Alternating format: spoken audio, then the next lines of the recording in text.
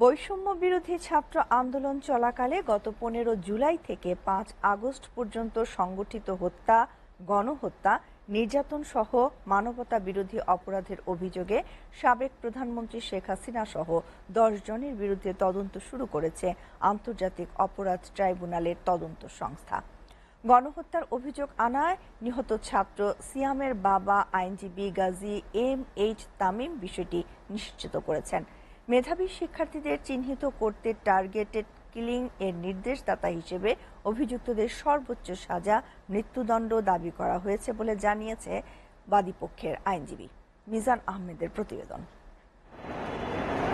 ক্ষমতা টিকিয়ে রাখতে 15 জুলাই থেকে 5 আগস্ট পর্যন্ত নির্বিচারে গণহত্যার অভিযোগ উঠেছে সাবেক প্রধানমন্ত্রী শেখ হাসিনা এবং তার দোসরদের বিরুদ্ধে।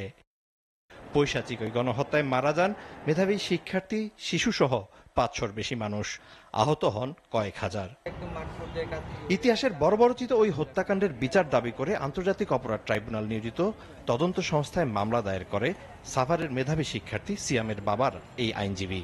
আন্তর্জাতিক অপরাধ ট্রাইব্যুনালের তদন্ত সংস্থায় গণহত্যা এবং মানবতা বিরোধী অপরাধের অভিযোগে সাবেক প্রধানমন্ত্রী শেখ হাসিনা, তার মন্ত্রী পরিষদের কয়েকজন সদস্য এবং পুলিশের ঊর্ধ্বতন কয়েকজন কর্মকর্তা এবং সংগঠন হিসাবে আওয়ামী লীগ এবং তার অঙ্গ সংগঠনকে আসামি করে একটি অভিযোগ দায়ের করা হয়েছে। এটি হলো জুলাই গণহত্যার অভিযোগ। 15 জুলাই 2024 থেকে 5 আগস্ট 2024 পর্যন্ত সারা দেশব্যাপী বৈষম্য বিরোধী ছাত্র আন্দোলনের যে সকল ভাই, যে সকল ছাত্র, যে সকল শিক্ষক বা যে সকল মানুষ নিহত হয়েছে, তাদের এই হত্যাটাকে গণহত্যা হিসাবে ঘোষণা দিয়ে আন্তর্জাতিক অপরাধ ট্রাইব্যুনালের তদন্ত সংস্থায় আমি একটি আবেদন জানিয়েছি। উক্ত আবেদনটি ইতিমধ্যে একটি মামলা হিসেবে গ্রহণ করা হয়েছে। আবেদনে হুকুমদাতা আসামি হিসেবে অতীতের মানবতা বিরোধী অপরাধীদের ন্যায় শেখ হাসিনা ও তার দোসরদেরও ফাঁসি দাবি করা হয়েছে বলেও জানান তিনি।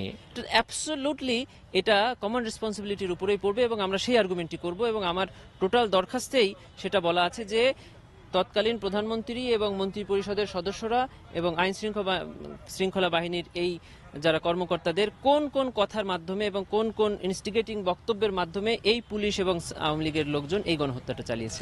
বিদ্যমান ট্রাইব্যুনালে এই গণহত্যার বিচার সম্ভব বলেও জানান এই আইনজীবী। জুলাইয়ের গণহত্যায় যেটা হয়েছে সেটা হলো একটি টার্গেটেড পিপুলকে উদ্দেশ্য করে ল এনফোর্সিং এজেন্সি দিয়ে বা একটা অক্সিলারি ফোর্স বা একটা ল এনফোর্সিং এজেন্সির সদস্য বা রাজনৈতিক দলকে দিয়ে পরিকল্পিতভাবে হত্যা করা হয়েছে এবং সংবিধানের প্রথম সংশোধনী দিয়ে এই আইনকে সকল আইনের উপরে প্রাধান্য দেওয়া হয়েছে এবং এই আইনটা এখন আমাদের দেশে বলবৎ আছে। এই আইনের অধীনে একটা ট্রাইব্যুনাল বলবৎ আছে এবং সেখানে বিচার প্রক্রিয়া প্রায় 30টা বিচার এখনো চলমান। আর দায়ের করা অভিযোগের ভিত্তিতে তদন্ত কার্যক্রম শুরু হয়েছে বলে জানান তদন্ত সংস্থার লিয়াজো কর্মকর্তা। গত 15 জুলাই হতে 5 আগস্ট পর্যন্ত সারা দেশে সংঘটিত হত্যা বিষয়ে দায়ের করা অভিযোগের ভিত্তিতে আমাদের মানবতা বিরোধী অপরাধের অভিযোগের তদন্ত কার্যক্রম শুরু হয়েছে। আগামী 7 কার্য দিবসের মধ্যে তদন্তের অগ্রগতি জানানো হবে বলেও জানায় তদন্ত সংস্থা। Mizan Ahmed, SA TV, Dhaka.